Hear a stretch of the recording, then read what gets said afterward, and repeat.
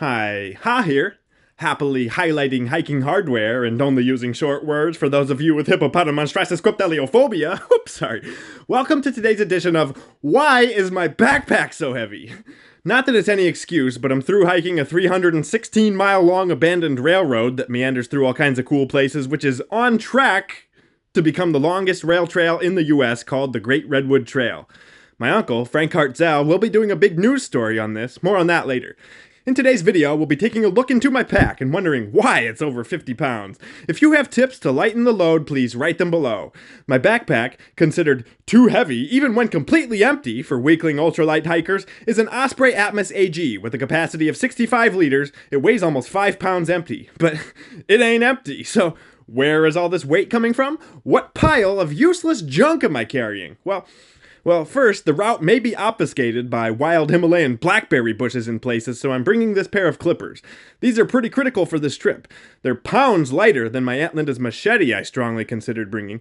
On the other side of the pack is a sharp knife for booger removal and a can of bear spray, just in case a bear won't back down.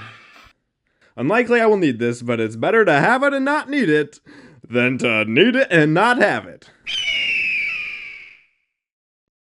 The top pouch will have things I grab often, like headlamp, water filter, and vitamins. I'm bringing some calcium, magnesium, and fiber just to ensure maximum health. There's no shortage of vitamin D here in sunny California. On the back is a waterproof dry bag, and here are things I would like to keep dry that won't necessarily be a good fit inside. I have a few pairs of my favorite merino wool socks by Onke, my favorite hiking undies by Gildan, a long sleeve shirt in case of extreme cold, thank you to my brother-in-law Daniel, a bag of emergency fire starting tools, first aid kit, duct tape, etc. Also my 1.7 pound paper thin cheapo sleeping bag by Eco Pro or Eco Pro or something. I have no idea why their name is yelling or how to pronounce it, and I'm not sorry.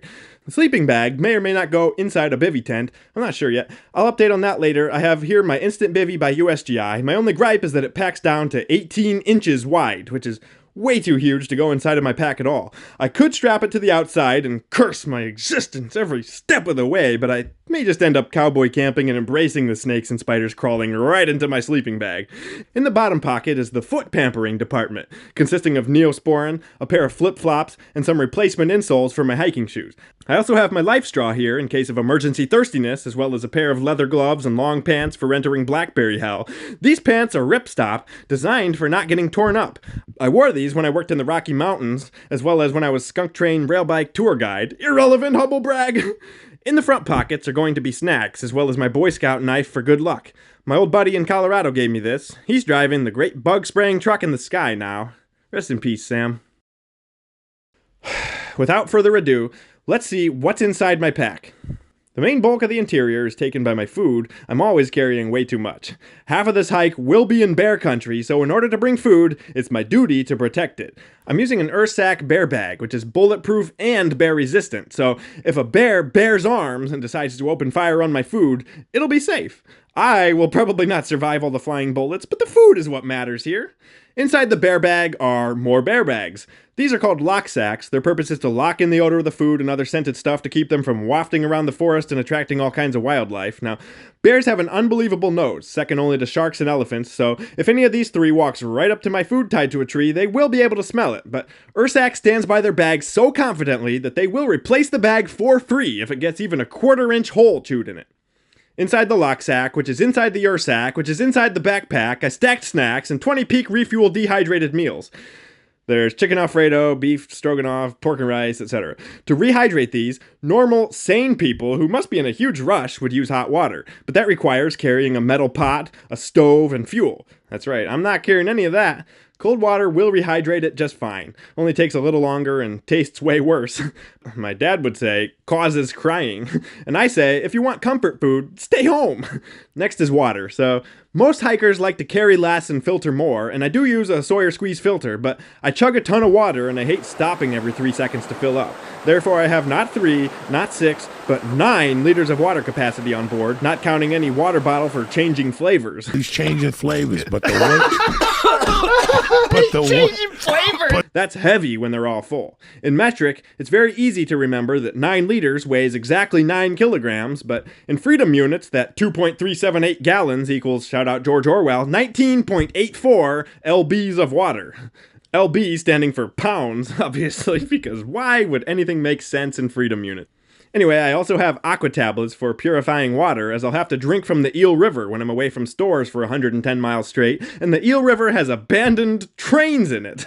Plus, who knows what else. Train flavor. He's changing flavors. Jesse, we have to cook. I have Crystal Light and Mio flavors to help minimize the taste of chlorine dioxide from the potable aqua tablets. Note, these are bad for you if you have too many, but not as bad as unpurified rusty train water.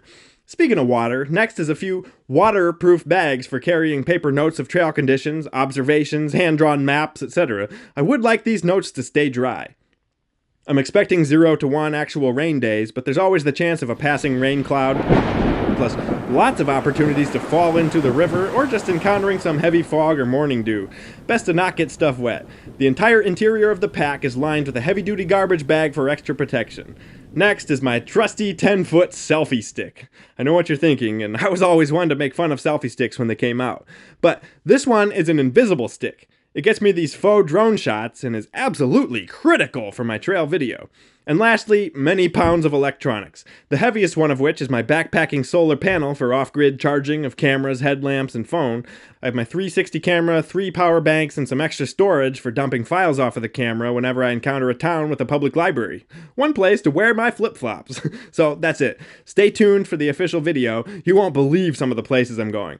This hike will be simultaneously the hardest hike I've ever done and most glorious time in my entire existence, which has been loaded with one amazing adventure after another. See you soon!